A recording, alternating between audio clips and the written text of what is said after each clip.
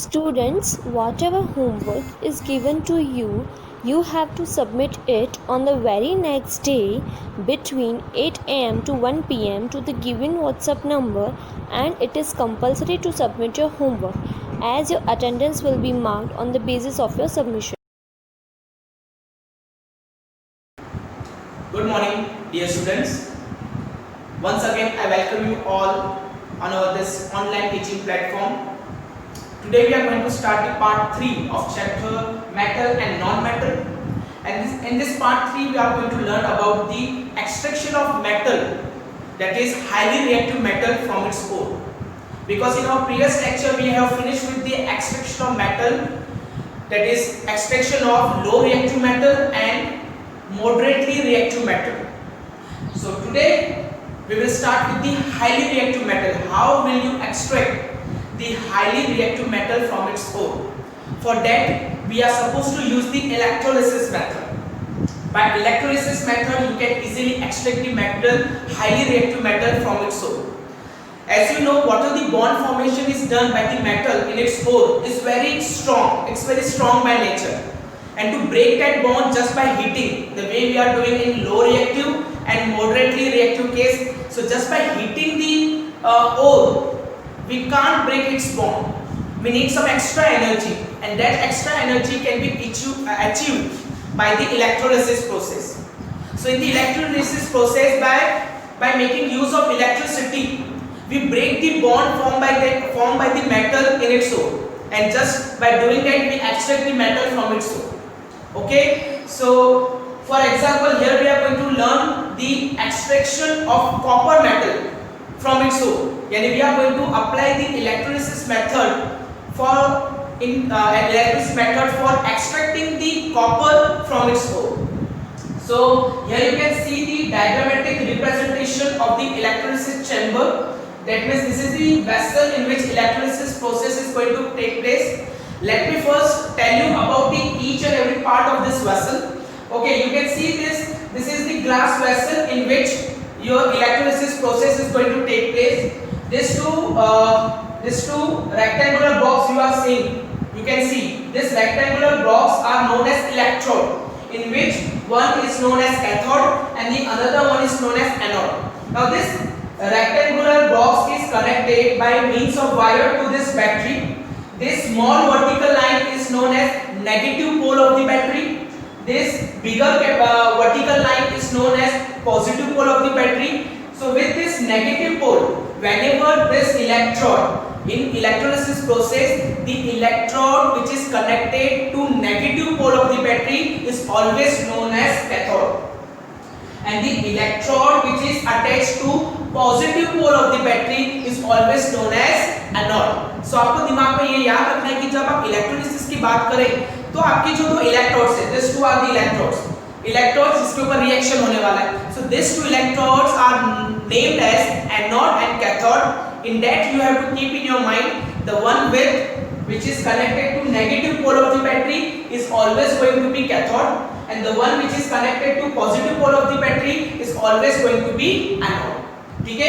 So cathode is also known as, you can see, negative electrode, and the anode is also known as positive electrode. Okay, now here is the key, because इसमें क्या होता है कि हमें continuous reaction नहीं करवाना है, बीच में रिएक्शंस रोक भी सकते हैं. So that can be done by means of this key.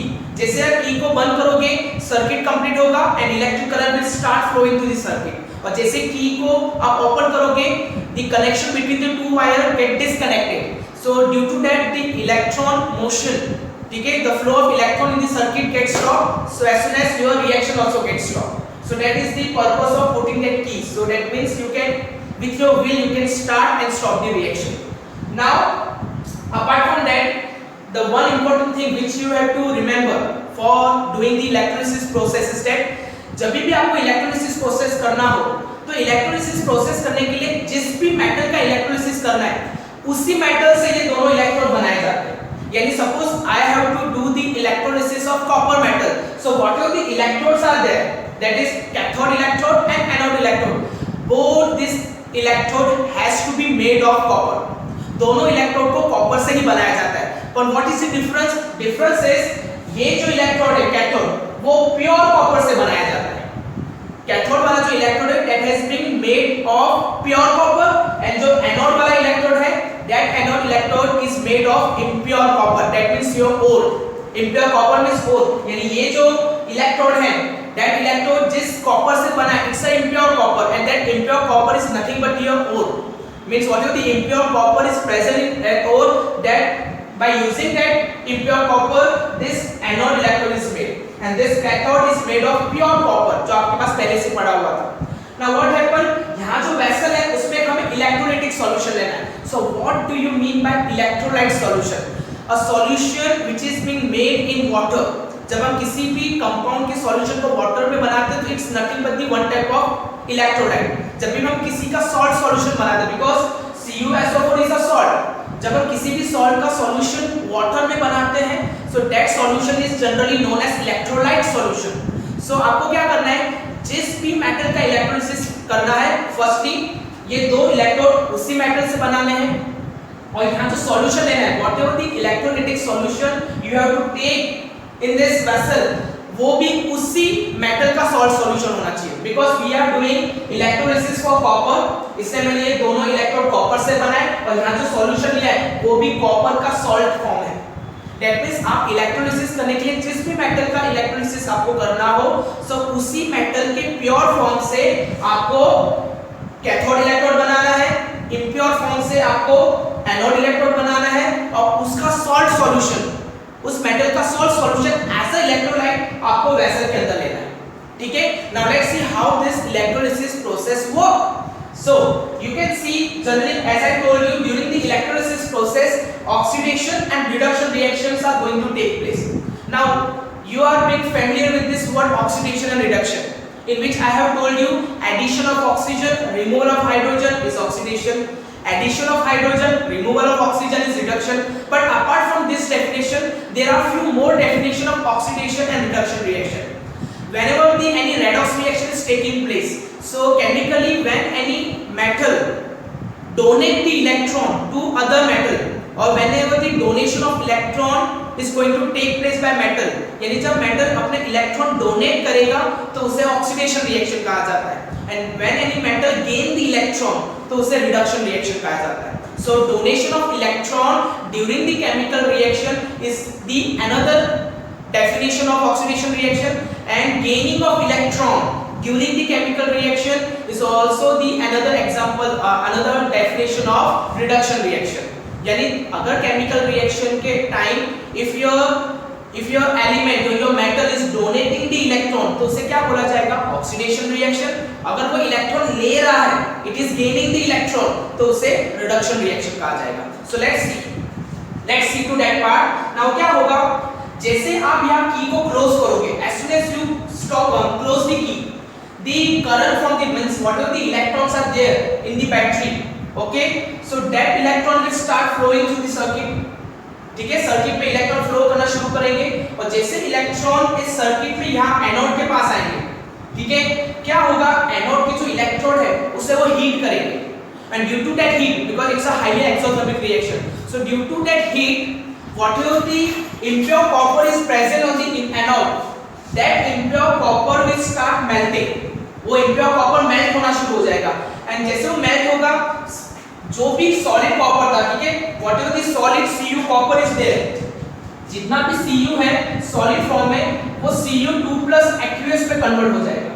किसमें convert हो जाएगा, means due to the heat created by this electron at this electrode that is anode that impure copper will melt because impure copper किसके साथ bond बना के बैठा है, impurity के साथ, और whatever the bond is formed with impurity is a simple bond, so due to heat we can easily break that bond। so due to heating क्या होगा, जो भी Cu solid form में है वो Cu aqueous आयन बन के solution में आ जाएगा। यानी यहाँ से जो Cu है, यहाँ जो Cu है वो यहाँ solution में Cu2+ बन के आ जाएगा, लेकिन हमारे सॉल्यूशन में तो पहले से Cu2+ प्रेजेंट है और वो Cu2+ किसकी वजह से है, because of this CuSO4। Because जब भी हम किसी भी सॉल्ट का सॉल्यूशन बनाते हैं तो सॉल्यूशन के अंदर जो सॉल्ट है वो हमेशा आयोनिक फॉर्म में होता है, यानी दैट मींस ये जो CuSO4 है वो इस सॉल्यूशन के अंदर as a Cu2+ and as a SO4 2- present है। दैट मींस सॉल्यूशन के अंदर पहले से Cu2+ है।